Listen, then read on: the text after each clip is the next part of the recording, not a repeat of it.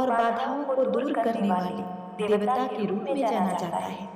ऐसा माना जाता है कि गणेश जी की मूर्ति को विसर्जित करने के लिए ले जाया जाता है तो अपने साथ साथ घर की सभी बाधाओं विपत्तियों को श्री गणेश भगवान अपने साथ ले जाते हैं। आज की इस गणेश स्पेशल कथा में आप श्रवण करेंगे भगवान गणेश जी की अनसुनी कथाएं। श्री गणेश भगवान आदि व अंत रहित परम ब्रह्म हैं, जिनकी पूजा करके स्वयं पार्वती जी ने उन्हें अपने पुत्र के रूप में पाने का वरदान प्राप्त किया था।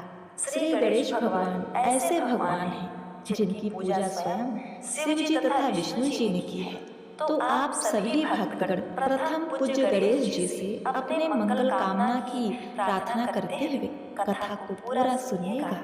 गणेश पुराण में कहा गया है कि जो मनुष्य गणेश पूजा विसर्जन कथा श्रवण व पठन का लेश मात्र भी हिस्सेदार बनता है तो वह धन लक्ष्मी सुख संपत्ति से परिपूर्ण हो आनंद पूर्वक जीवन व्यतीत करता है, उसे मोक्ष की प्राप्ति होती है।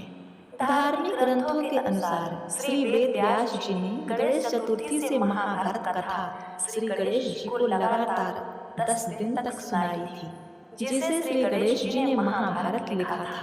10 दिन बाद जब वेद व्यास जी ने आंखें खोली तो पाया कि 10 दिन की अथक मेहनत के बाद श्री गणेश जी का तापमान बहुत अधिक हो गया है।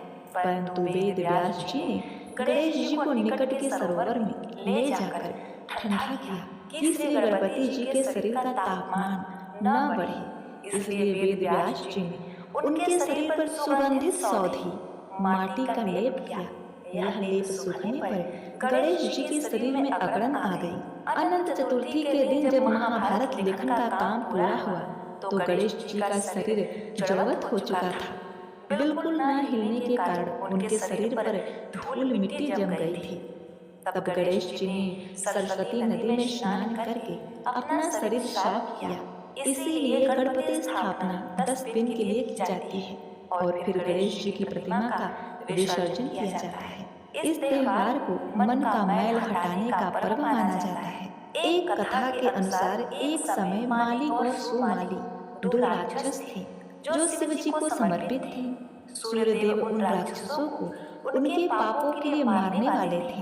राक्षसों ने शिव जी से प्रार्थना की कि वे उनकी रक्षा करें। तब शिव जी ने उनकी रक्षा का वचन दिया और उन्होंने सूर्यदेव को अपने त्रिशूल से मार दिया और इससे सारी दुनिया अंधकार में डूब गई। त्रिशूल की चोट से सूर्य की चेतना नष्ट हो गई और वह तुरंत रथ से नीचे गिरने लगे।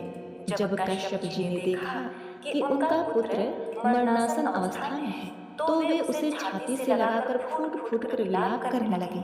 सारे देवताओं में हाहाकार मच गया, सभी भयंकर रोने लगे।